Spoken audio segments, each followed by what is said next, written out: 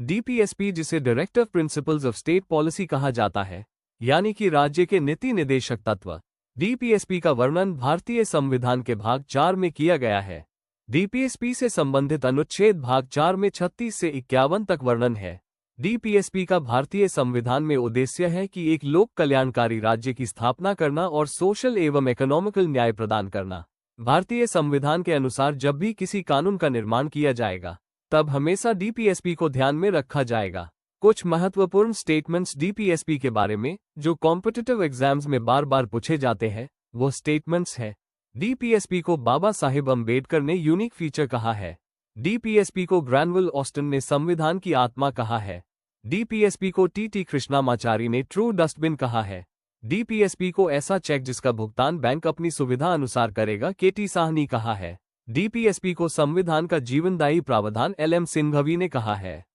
DPSP को लक्ष्य और आकांक्षाओं का घोषणा पत्र केसी वीर ने कहा है। यही वो महत्वपूर्ण स्टेटमेंट्स है जो हमेशा एग्जाम्स में पूछा जाता है। अब आइए जानते हैं डीपीएसपी से संबंधित सारे अनुच्छेद जो कि भारतीय संविधान के भाग 4 में अनुच्छेद 36 से 51 तक वर्णित है। अनुच्छेद 36 राज्य की परिभाषा दी गई है। अनुच्छेद 37 निदेशक सिद्धांतों के कार्यों के बारे में अवगत करता है। अनुच्छेद 38 राज्य सामाजिक, आर्थिक और राजनीतिक न्याय सुनिश्चित कर आय, स्थिति, सुविधाओं तथा अवसरों में असमानताओं को कम करके सामाजिक व्यवस्था को सुरक्षित करके लोगों के कल्याण को बढ़ावा देने का प्रयास करेगा। अनुच्छेद 39 राज्य विशेष रूप से कुछ नीतियों को सुरक्षित करने की दिशा में कार्य करेगा। वो नीतियां हैं: 1. सभी नागरिकों को आजीविका के पर्याप्त साधन का अधिकार। 2. भौतिक संसाधनों के स्वामित्व और नियंत्रण को सामान्य जन की भलाई के लिए व्यवस्थित करना। 3. कुछ ही व्यक्तियों के पास धन को संकेंद्रित होने से बचाना।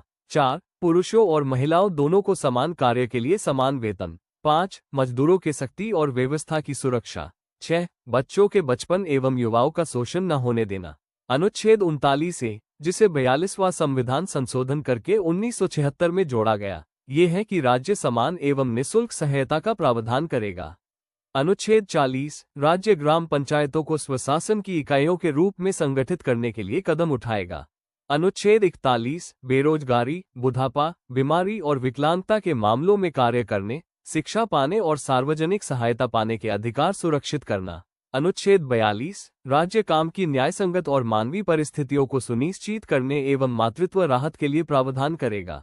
अनुच्छेद 43 राज्य सभी कामगारों के लिए निर्वाह योग्य मजदूरी और एक उचित जीवन स्तर सुनिश्चित करने का प्रयास करेगा। अनुच्छेद 43 ए उद्योगों के प्रबंधन में मजदूरों की भागीदारी सुनिश्चित करने के लिए राज्य कदम उठाएगा। अनुच्छेद 43 बी सहकारी समितियों के गठन, स्वायत्त कामकाज, लोकतांत्रिक नियंत्रण और पेशेवर प्रबंधन को बढ़ावा देना। अनुच्छेद 44 भारत के राज्य क्षेत्र में नागरिकों के लिए एक समान नागरिक संहिता को सुरक्षित करने का प्रयास करना। अनुच्छेद 45 सभी बच्चों को 6 वर्ष की आयु पूरी करने तक प्रारंभिक बाल व्यवस्था देखभाल और शिक्षा प्रदान करना। अनुच्छेद 46 राज्य समाज के कमजोर वर्गों, खासकर अनुसूचित जातियों एवं जनजातियों और अन्य कमजोर वर्गों के स्वैच्छिक और आर्थिक हितों को बढ़ावा देगा। अनुच्छेद 47 लोगों के पोषण स्तर और जीवन स्तर को ऊपर उठाना और सार्वजनिक स्वास्थ्य में सुधार करना। अनुच्छेद 48 गायों, बछड़ों और अन्य दुधारू पशुओं के वध पर रोक लगाने तथा मवेशियों को पालने एवं उनकी नस्लों में सुधार करने के लिए कार्य करना। अनुच्छेद 48 ए पर्यावरण की रक्षा एवं सुधार तथा देश के वनों एवं वन्यजीवों की रक्षा करना। अनुच्छेद 49 राज्य की कलात्मक या ऐतिहासिक महत्व के प्रत्येक स्मारक या स्थान की रक्षा करना। अनुच्छेद 50 राज्य की लोक सेवाओं में न्यायपालिका को कार्यपालिका से अलग करने के लिए कदम उठाना। अनुच्छेद 51 ये घोषणा करता है कि राज्य अंतर्राष्ट्रीय शांति और सुरक्षा स्थापित करने का प्रयास करेगा। अब हम जानेंगे भाग 4 में ही उपस्थित मौलिक कर्तव्य के बारे में, जो कि अनुच्छेद 51 ए में वर्णित है।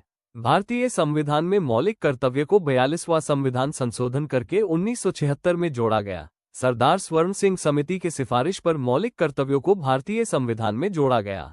भारतीय संविधान में कुल 11 मौलिक कर्तव्यों के बारे में जिक्र किया गया है, जिनमें 10 को तो 42वां संविधान संशोधन करके जोड़ा गया और 11वां को 86 संविधान संशोधन करके 2002 में जोड़ा गया।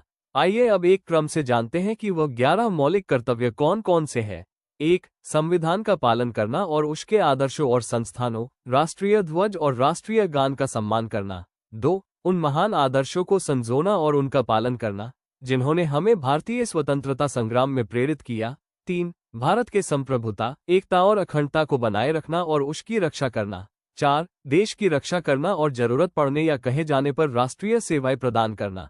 5. भारत के सभी लोगों के बीच धार्मिक, भाषाई और क्षेत्रीय या अनुभागीय विविधता के परे सद्भाव और समान भाईचारे की भावना को बढ़ावा देना और महिलाओं के सम्मान के लिए अपमानजनक प्रथाओं का त्याग करना। 6. हमारी मिली जुली संस्कृति की समृद्ध विरासत को महत्व देना और उसका संरक्षण करना। 7. वनों, झीलों, नदियों और वन्यजीवों सहित प्राकृतिक पर्यावरण को महत्व देना, उसकी रक्षा करना और उसमें सुधार करना और जीवित प्राणियों के प्रति दया भावना रखना। 8. वैज्ञानिक सोच, मानवतावाद और जांच और सुधार की भावना का विकास करना। 9. सार्वजनिक संपत्ति की रक्षा करना और हिंसा से दूर रहना। 10. व्यक्तिगत और सामूहिक गतिविधि के सभी क्षेत्रों में एक सही दिशा में प्रयास करना ताकि राष्ट्र निरंतर प्रयास और उपलब्धि के उच्च स्तर तक पहुंचे। अंतिम 11. माता पिता या अभिभावक अपने बच्चे को शिक्षा के अवसर प्रदान करने का कर्तव्य करें, 6 से 14 वर्ष की आयु के बीच के बच्चों के मामलों में। बस इसी जानकारी के साथ हमारा डीपीएसपी और मौलिक कर्तव्य टॉपिक खत्म होता है। और भी जानकारी प्राप्त करने के लिए चैनल को लाइक और सब्सक्राइब करें। धन्यवाद।